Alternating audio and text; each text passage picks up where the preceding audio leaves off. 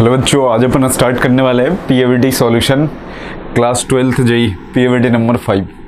आओ देखते हैं अपन सबसे पहला क्वेश्चन नंबर 26 दिया गया आपको इसमें कि आपको पिक करना है कि इनकरेक्ट स्टेटमेंट कौन सा है। तो इनकरेक्ट स्टेटमेंट के लिए देखो अपन चेक करते हैं। सबसे पहला second ionisation energy of selenium, एक सेलेनियम लिखा गया है और जो इसके बाद वाला है वो है आर्सेनिक। तो आप चेक करो सेलेनियम जो होगा ना, ये ग्रुप नंबर कौन सा ग्रुप का एलिमेंट है? सेलेनियम। पहला आता है carbon, silicon, germanium, stannous, lead, वो ग्रुप नंबर 14। सेलेनियम ये ग्रुप नंबर कौन से ग्रुप के एलिमेंट होंगे? Selenium arsenic. सेलेनियम की अगर बात करें एटॉमिक नंबर कितना? 34। 34 वाला ग्रुप नंबर किसमें आ गए? ग्रुप नंबर 16 के अंदर। Oxygen, sulphur, selenium, tellurium, polonium. तो इन दोनों में अगर आप कंपेयर करोगे तो जो आयोनाइजेशन एनर्जी होगा सेकंड, मतलब 2 इलेक्ट्रॉन आपको निकाल के, सेकंड पूछा है आपसे तो 1 इलेक्ट्रॉन निकाल के आप चेक करोगे।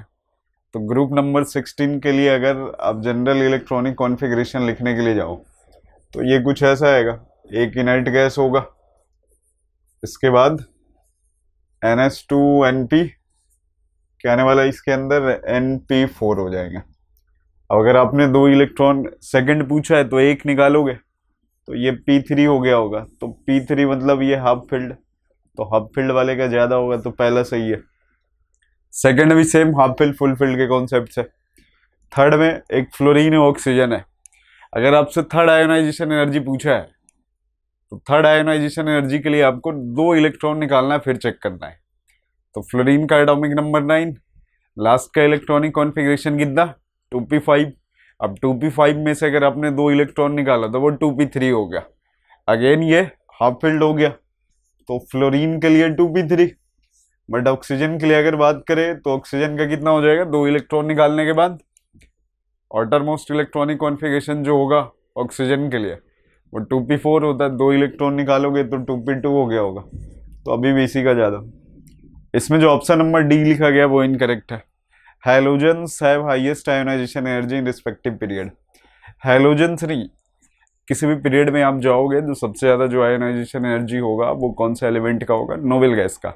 नोबेल गैस का इसलिए होगा क्योंकि उनके जो इलेक्ट्रॉनिक कॉन्फ़िगरेशन होंगे बिल्कुल वो फुल फिल्ड होगा, इस वजह से उसमें इलेक्ट्रॉन निकालने के लिए ज़्यादा अमाउंट ऑफ एनर्जी देना पड़ेगा। तो जो इनकरेक्ट स्टेटमेंट है क्वेश्चन नंबर 26 के लिए डी ऑप्शन। नेक्स्ट है 27। ये पहला दिया गया फर्स्ट आयोनाइजेशन एनर्जी 284 है, 412 लिखा गया, इसके बाद 1656 है और एक लिखा गया 3210। आपसे पूछा number of valence electron. Number of valence electron निकालने के लिए अगर आपको आयोनाइजेशन एनर्जी दिया गया तो सबसे ज्यादा जंप जहां से आया है उसके पहले नंबर ऑफ आयोनाइजेशन काउंट करते हैं। जितने नंबर ऑफ आयोनाइजेशन आएंगे वही उसके वैलेंस इलेक्ट्रॉन होंगे। तो अपन चेक करते हैं वैलेंस इलेक्ट्रॉन। देखो यहाँ पे सबसे ज्यादा जंप कहाँ पे? थर्ड और फोर्थ के बीच में। तो नंबर ऑफ आयोनाइजेशन कितने? 1 यहाँ पे, ये सेकंड, ये थर्ड। तो टोटल वैलेंस इलेक्ट्रॉन कितने हो गए? 3 आ गया। नेक्स्ट है अगला question number 28। The period number and group number of tantalum. Tantalum जो होगा उसका रिप्रेजेंटेशन टी होता है। इसके पहले वाले एलिमेंट की अगर बात करें हाफेनियम, इसका atomic number 72। Hafnium, tantalum, tungsten, rhenium, osmium, iridium, platinum और इसके बाद गोल्ड, लास्ट मर्क्यूरी। यहाँ से आप चलोगे तो ये ग्रुप नंबर 12 में आता है, ये 11th में, वैसे ही कम करते जाएंगे अपन। आपसे सबसे पहले पूछा पीरियड नंबर ग्रुप नंबर, तो ग्रुप नंबर तो ये 5th में आता है, ये 5th वाला हो गया। तो ग्रुप नंबर 5th हो गया। पीरियड नंबर कौन से होंगे? टेंटेलम का 6th हो गया। 6th पीरियड में अगर बात करें अपन तो 6th पीरियड जो होगा वो स्टार्टिंग एलिमेंट कहाँ से? 54 के बाद वाला एलिमेंट 55 सीजियम और ये चलेगा कहाँ तक? 86 तक। ये सारे के सारे एलिमेंट किसके अंदर आने वाले हैं? 6th पीरियड में। तो पहले पीरियड बाद में ग्रुप नंबर कौन सा हो गया? Option number C. नेक्स्ट है question number 29। Which one of the following arrangement represent the correct order of electron gain enthalpy. पूरे पीरियडिक टेबल में सबसे ज्यादा इलेक्ट्रॉन गेन इंथैल्पी जो होगा वो क्लोरीन का होता है, तो क्लोरीन का ज्यादा फ्लोरीन से। और 16th वाले में इलेक्ट्रॉन एफिनिटी का कुछ ऑर्डर ऐसे आता है, sulphur, selenium, tellurium, polonium, oxygen का साइज छोटा है, इलेक्ट्रोनेगेटिविटी ज्यादा, इस वजह से वो कम होता है। तो सबसे ज्यादा क्लोरीन, फ्लोरीन, फिर सल्फर, ऑक्सीजन, ऐसा एक ऑप्शन। ऑप्शन नंबर कौन सा? बी। नेक्स्ट है अपने पास क्वेश्चन नंबर 30। पूछा which of the following represent the correct order of increasing first ionization enthalpy. अगर आपसे फर्स्ट आयनाइजेशन इंथैल्पी पूछा है तो अपन यही चेक करेंगे कि अगर सेम पीरियड का है तो लेफ्ट टू राइट जाएंगे, बढ़ेगा, डाउन द ग्रुप कम होंगे। अगर सेम पीरियड में लेफ्ट टू राइट जा रहे हो आयनाइजेशन एनर्जी बढ़ेगा। चेंज वहां पे आएगा जहां पे half filled fulfilled electronic configuration है। तो half filled fulfilled electronic configuration अगर कहीं पे है तो बस वो एडजेसेंट वाले से ज्यादा होगा। सबसे ज्यादा इलेक्ट्रॉनिक कॉन्फ़िगरेशन, सबसे ज्यादा उसकी आयनाइजेशन एनर्जी नहीं होगी, लेकिन जो एडजेसेंट वाला एलिमेंट है उससे ज्यादा हो जाएगा। तो उस बेसिस पे अपन चेक करते हैं। और लोएस्ट आयनाइजेशन एनर्जी तो हमेशा मेटल का होगा, क्योंकि उनके पास टेंडेंसी है इलेक्ट्रॉन लूज करने की। तो उस बेसिस पे अगर अपन चेक करें तो नोबेल गैस अपने पास आर्गन, यहाँ भी आर्गन, आर्गन, आर्गन, तो आर्गन का तो सबसे ज्यादा। फिर उससे सबसे छोटा एलिमेंट कौन सा है? सल्फर। तो आर्गन, सल्फर, बेरियम, ये दोनों मेटल में आते हैं, तो मेटल का तो सबसे कम होगा। तो इससे सबसे जो सटीक ऑप्शन है वो कौन सा? Option number 3। Next question number पे आते हैं अपन, क्वेश्चन नंबर 31। पूछा ionization enthalpy of the early actinoid are lower than for early lanthanoid. Ionization energy जो होगा एक्टिनॉइड और लेंथेनॉइड की अगर बात करें अपन, तो एक्टिनॉइड और लेंथेनॉइड में लेंथेनॉइड का ज्यादा हो जाएगा, एक्टिनॉइड्स के कम हो जाएंगे। तो पहला स्टेटमेंट तो आपको सही दिया गया है कि ionisation enthalpies of the early actinoids are lower than for early lanthanoids, lanthanoids के ज्यादा होते हैं। नेक्स्ट है 5f electrons are more effectively shielded. ये भी करेक्ट है। जो जेड इफेक्टिव होगा वो किस में ज्यादा होगा? 5f में ज्यादा होगा, क्योंकि उसके पहले डी वाले आ गए होंगे, 5d आ गया होगा, 4d आ गए होंगे, वो सारे के सारे आ गए होंगे। लेकिन अगर आप 4f लिखोगे तो 4f के पहले बस वो कौन सा आने वाला है? 4d ही आने वाला है। बट 5f में जो शिल्डिंग लगने वाला वो किसका? 5f में 4d 5d दोनों का लगेगा। तो इसका रीजन भी करेक्ट है, मतलब option first, both assertion and reason are true and correct explanation। Next है अगला क्वेश्चन नंबर 32 पे आते हैं अपन। Mercury is liquid at room temperature, correct. In mercury there is no unpaired electron, thus metallic bonding is weakest. जितना ज्यादा unpaired electron होगा उतना ही ज्यादा क्या होंगे उसमें? मेटालिक बॉन्ड होगा। मर्क्यूरी जो होगा वो ग्रुप नंबर 12 के एलिमेंट है, वो बस और बस डी ब्लॉक में आते हैं, ट्रांजिशन एलिमेंट में नहीं आते। ट्रांजिशन एलिमेंट में ना आने का रीजन है क्योंकि वो फुल फिल्ड डी ऑर्बिटल है, डी में एक भी अनपेयर्ड नहीं है। तो दोनों स्टेटमेंट सही है अपना, दोनों स्टेटमेंट सही वाला ऑप्शन कौन सा? ऑप्शन 1। तो फर्स्ट ऑप्शन सही है। Question number 33। CuSO4 NH3 की रिएक्शन आप करवाओगे तो ब्लू कलर का जो बनेगा वो ये होगा, टेट्रामाइन कॉपर 2 आयन CuNH3 होल 4 +2। ये रिएक्शन वेस्ट है। 33 का फर्स्ट ऑप्शन।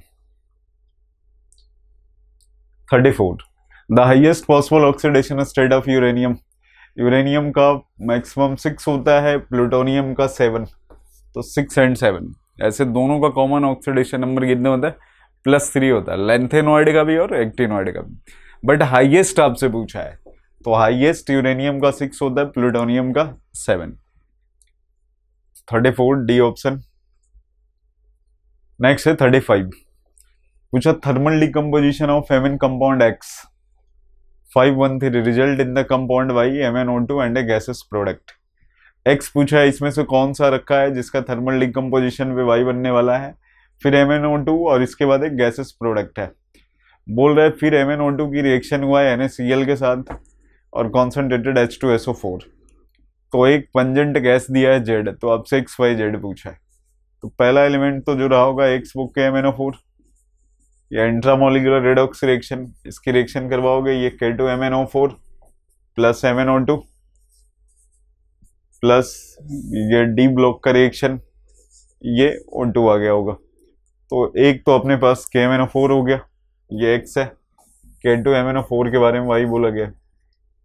फिर बोला गया है कि ये MnO2 प्लस NaCl की रिएक्शन हुई है और साथ में रखा गया H2SO4। तो इससे जो गैस रिलीज होगा वो कौन सा होगा, Cl2 होंगे। तो ऐसा कौन सा ऑप्शन है, ऑप्शन नंबर डी। तो 35 का करेक्ट ऑप्शन जो होगा वो ऑप्शन नंबर डी। नेक्स्ट है अगला क्वेश्चन, क्वेश्चन नंबर है 36। The correct order of the first ionization enthalpy. D block में 3D का जो आयनाइजेशन एनर्जी होगा वो बहुत ज्यादा फ्लक्चुएट होता है, क्योंकि जेड इफेक्टिव में फ्लक्चुएशन है।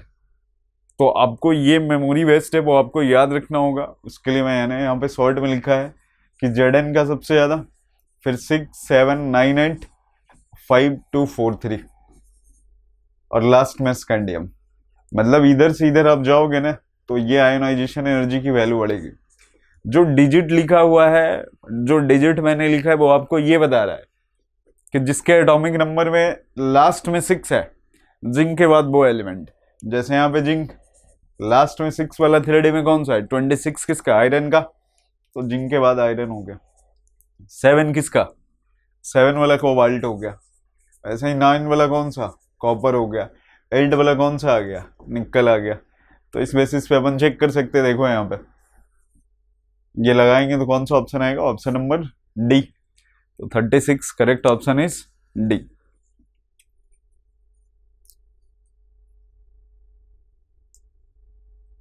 Which one of the following having largest number of oxidation state। सबसे ज्यादा ऑक्सीडेशन नंबर मैंगनीज का होगा, क्योंकि Mn2O7 होता है। तो ये +7 में भी एग्जिस्ट करता है। तो +7 मतलब मैंगनीज। तो 37 डी ऑप्शन।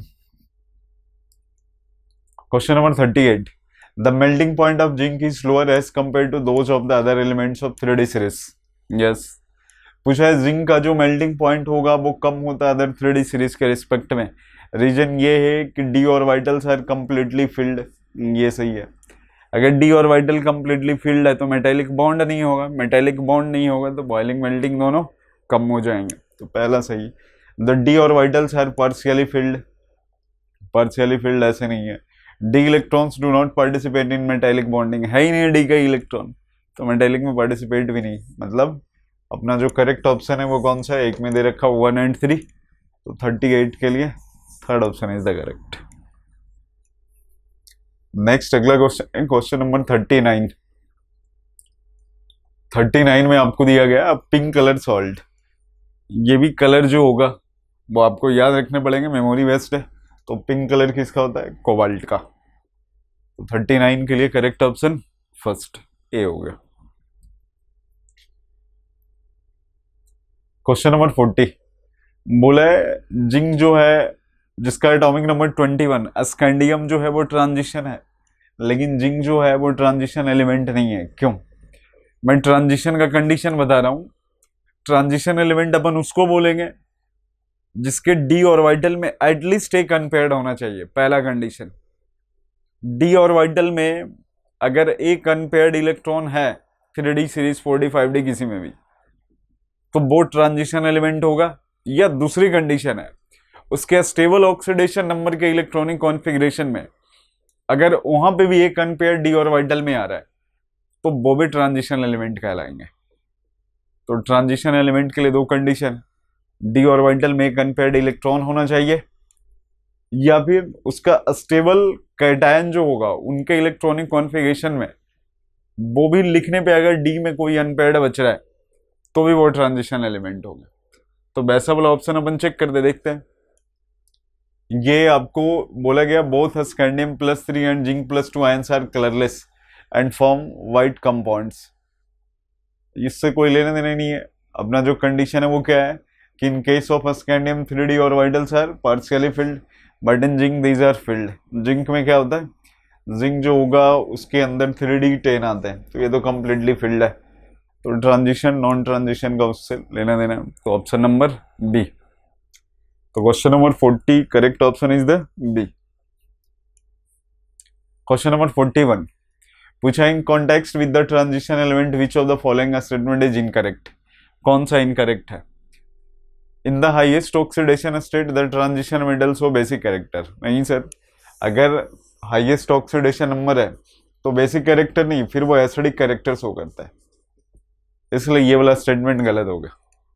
अब याद रखना, मेटल के लिए मैं यहाँ पे लिख रहा हूँ, मेटल का ऑक्सीडेशन नंबर अगर 1 2 3 आ रहा है तो इनका नेचर ऑफ ऑक्साइड हमेशा बेसिक होगा, ये बेसिक ऑक्साइड होगा। +4 आ रहा है मेटल के लिए तो ये हमेशा एम्फोटेरिक होगा, +4 वाला क्या होगा? एम्फोटेरिक होगा। और अगर ऐसा आ जाए 5 6 7 तो 5 6 7 वाला हमेशा क्या होगा? एसिडिक ऑक्साइड होगा, ये एसिडिक ऑक्साइड आएंगे, एसिडिक ऑक्साइड। तो पहला ऑप्शन ही अपना गलत है, ये बेसिक कैरेक्टर नहीं एसिडिक कैरेक्टर होगा, तो करेक्ट ऑप्शन फर्स्ट। तो 41 correct option is the 1। Next अगले क्वेश्चन पे आते हैं, question number 42। The incorrect relationship in the following pair relation to ionization. Cr+1 लिखा हुआ है, मतलब ये 3d5 है, और जो Mn+1 लिखा हुआ है वो क्या है? 4s1 3d5 है। आपसे पूछा गया है कि इसमें ionization enthalpies the incorrect relationship in the following, तो 3d5 है ये, या तो हाफ फील्ड है, तो ये तो क्या है अपना सही है। नेक्स्ट Mn+2 Mn+2 है, Mn+1 है, Mn+2 है, सेम एलिमेंट है। अगर आपको कभी देखना होगा, सेम एलिमेंट में अगर कभी आपको आयोनाइजेशन एनर्जी देखना है तो वहां पे इलेक्ट्रॉनिक कॉन्फ़िगरेशन कभी चेक नहीं करते, फिर वो जेड इफेक्टिव से लेते अपन। तो जेड इफेक्टिव ज्यादा किसका है? जिसपे प्लस चार्ज ज्यादा, तो जेड इफेक्टिव ज्यादा, आयोनाइजेशन ज्यादा, ये भी सही है। नेक्स्ट है Fe+2 Fe+3, इलेक्ट्रॉनिक कॉन्फ़िगरेशन से लेना देना ही नहीं है, फिर अपन क्या चेक करते हैं? Effective charge. तो इफेक्टिव न्यूक्लियर चार्ज इसका क्या है? ये भी ज्यादा है, Fe+2 Fe+3 का। नेक्स्ट एक है Mn+2 Fe+2। अगर दो अलग अलग एलिमेंट आ गए फिर आप चेक करोगे उसका इलेक्ट्रॉनिक कॉन्फ़िगरेशन। तो इलेक्ट्रॉनिक कॉन्फ़िगरेशन में ये क्या हो जाएगा? दिस इज 3d5 बट ये 3d6 है, तो ये तो गलत हो गया अपना, 3d5 ज्यादा आना चाहिए। तो बताओ 42 का करेक्ट ऑप्शन डी हो गया। नेक्स्ट अगला question number 43। When acidified K2Cr2O7, K2Cr2O7 is the strong oxidizing agent. A strong oxidizing agent. A strong oxidizing agent. तो ये +2 के साथ रिएक्शन करेगा तो खुद तो Cr+3 में जाएगा और उसको ऑक्सीडाइज करके Sn+4 में, तो Sn+4 C ऑक्सीडाइजिंग एजेंट है। तो नेक्स्ट है question number 44। The outer electronic structure of flerovium जिसका एटॉमिक नंबर 103। ये 5f14 फुल होता है, 6d में 1 होता है और s में 2। f block electronic configuration. Next question number 45। Niobium and ruthenium दोनों का इलेक्ट्रॉनिक कॉन्फ़िगरेशन अब नॉर्मल बिहेवियर शो करता है। तो जो नियोबियम होगा इस वाले में 4d4 आता है, 4d4 आता है, और जो ये दिया गया रुथेनियम इस वाले में 4d7 आता है। तो 7 + 4 ये कितने आ गए? 4 + 7 ये 11। क्वेश्चन नंबर 45 बी हो गया। नेक्स्ट है क्वेश्चन नंबर 46। एक एलिमेंट है जिसके दे रखा है आपको सक्सेसिव आयनाइजेशन एनर्जी। अपन इसके पहले भी एक क्वेश्चन आज ही कर चुके हैं। अगर सक्सेसिव आयनाइजेशन एनर्जी दे दिया हुआ है then you have to check sir कि in which ionisation energy maximum gap is there. So maximum gap first of all you have to check. तो पहला आयनाइजेशन एनर्जी 940, इससे 200 2000 3000 4 7 7, ये देख लो ये 7000 है और ये डायरेक्ट 16000 है। मतलब इसके पहले जो नंबर ऑफ आयनाइजेशन होगा उस एलिमेंट के लिए वैलेंस इलेक्ट्रॉन होगा। तो वैलेंस इलेक्ट्रॉन 1 2 3 4 5 6। अगर किसी के वैलेंस इलेक्ट्रॉन कितने हैं? 6 है, वैलेंस इलेक्ट्रॉन 6 है, इसका मतलब वो कौन से ग्रुप का एलिमेंट होगा? Group number 16। तो आपसे अपने यही पूछा है कि कौन से ग्रुप का एलिमेंट होगा, तो ग्रुप नंबर 16, मतलब करेक्ट आंसर 16 हो गया। नेक्स्ट है अगले क्वेश्चन पे आते हैं, question number 47। assume that elements are formed to complete the seventh period. What would be the atomic number of the alkaline earth metal? जब सेवेंथ पीरियड आप कंप्लीट करोगे तो जो सबसे लास्ट एलिमेंट आएगा 118 100 एटॉमिक नंबर वाला जो होगा ये ग्रुप नंबर 18 में आएगा। अब अगर आप 119 रखोगे एट्थ पीरियड में तो ये ग्रुप नंबर 1 होगा। सेकंड वाले के लिए ग्रुप नंबर 2 में 120 एटॉमिक नंबर वाला। तो आपसे वही पूछा है कि एटॉमिक नंबर क्या होगा, alkaline earth metal. Alkaline earth metal मतलब ग्रुप नंबर 2 एलिमेंट। तो ग्रुप नंबर 2 एलिमेंट कौन सा, 120 वाला, तो इसका एटॉमिक नंबर कौन सा हो जाएगा 120। इसके आगे 47 का 120। नेक्स्ट अगले क्वेश्चन पे आते हैं अपन, question number 48। The atomic number IUPAC naming, un का मतलब 1, ये 1 हो गया, नील का मतलब 0, एनियम मतलब 9, तो 109 के लिए ये इलेक्ट्रॉनिक कॉन्फ़िगरेशन लिखा गया। तो correct answer 109। Question number 49। The highest spin only magnetic moment, magnetic moment का फॉर्मूला है sir n into n plus 2। ये ऐसे आएंगे, ये बोहर्स मैग्नेटन लगाते हैं जहां पे n equal to number of unpaired electron, number of unpaired electron, number of unpaired electron. तो सबसे ज्यादा जहां पे अनपेयर्ड इलेक्ट्रॉन होगा उसका मैग्नेटिक मोमेंट ज्यादा होगा। mn प्लस 3 की बात करें तो ये 4s2 3d5 होता है, तो प्लस 3 है तो 3d4 हो गया, unpaired electron 4। Next titanium plus 2 है, टाइटेनियम का एटॉमिक नंबर 22, तो इसमें अनपेयर्ड इलेक्ट्रॉन कितने 3d2 है ये, तो अनपेयर्ड इलेक्ट्रॉन 2 है। वैसे vanadium plus 2 electronic configuration 4s2 3d3 क्योंकि एटॉमिक नंबर 23, तो प्लस 2 है तो इसमें अनपेयर्ड इलेक्ट्रॉन कितने आ गए होंगे 3 आ गए। सबसे ज्यादा अनपेयर्ड किस में, mn में। अब इसका मैग्नेटिक मोमेंट आप निकालो तो ये 4 इंटू 4 प्लस 2, ये आ जाएंगे कितने √124। 25 अगर होता तो 5 आता, तो आपसे पूछा नियरेस्ट इंटीजर कौन से हो जाएंगे, 5 हो जाएगा। तो question number 49 correct answer is 5। Next question number 50 में आपसे पूछा how many statements are correct. पहला दिया गया Mn plus 3 and CO plus 3। Mn plus 3 strong oxidizing agent है क्योंकि Mn प्लस 3 जो होगा उसका इलेक्ट्रॉनिक कॉन्फ़िगरेशन 3d4 है, तो एक इलेक्ट्रॉन गेन करके वो 3d5 हो जाएगा, इसलिए वो ज़्यादा स्टेबल है। लेकिन CO प्लस 3 जो होगा वो एक्वस फॉर्म में अनस्टेबल है, इसीलिए वो क्या करता है CO प्लस 3 जो होगा वो CO प्लस 3 एक्वस फॉर्म में अनस्टेबल है, तो हमेशा वो CO प्लस 2 में आना चाहेगा, तो इसलिए वो इलेक्ट्रॉन यहाँ पे क्या करेगा एक रिलीज करेगा, इस वजह से उसकी ऑक्सीडाइजिंग बिहेवियर होती है। ये इलेक्ट्रॉनिक कॉन्फ़िगरेशन की वजह से होता है, ये स्टेबिलिटी फैक्टर यूज करते हैं अपन, एक्वस फॉर्म में ये ज़्यादा स्टेबल नहीं होता है। तो ये पहला सही है, सेम रूल लगाओगे सेकंड में। CrO3 अपन ने अभी लिखवाया था कि अगर मेटल का 675 आ गया ऑक्सीडेशन नंबर तो वो एसिडिक होगा, 4 वाला एम्फोटेरिक होगा, 1 2 3 वाला बेसिक ऑक्साइड होगा, तो ये भी सही है। B+3 Al+3, अगर कभी आपको आयनिक साइज कंपेयर करने के लिए आ गया और वो अगर सेम ग्रुप का है then down the group increases, same period का है then left to right decreases. But अगर ऐसे आ जाए कि एक एक पीरियड का डिफरेंस है, तो एक एक पीरियड का अगर डिफरेंस है तो जिसके ऊपर चार्ज ज्यादा उसका साइज छोटा, जिसके ऊपर चार्ज ज्यादा उसका साइज छोटा। अगर एक एक पीरियड का डिफरेंस पे क्वेश्चन पूछा गया आयनिक रेडियस, तो जिसके ऊपर चार्ज ज्यादा उसका साइज कम। जैसे कोई एक एग्जांपल अपन ने लिखा कि एक को दिया गया है Li+ दिया गया है और एक अपन ने रख दिया यहाँ पे कुछ भी Mg+2, तो ये चार्ज इसका क्या है, चार्ज जो है Mg+2 का ज्यादा है, तो साइज इसका छोटा हो जाएगा। एक को बस छोड़ करके किसको छोड़ना होता है, ये वाला, ये Al+3 का साइज ही ज्यादा होता है, तो इसमें सारे के सारे सही हैं ABCD। तो correct answer is the 4th। Question number 50 correct answer is 4। Thank you.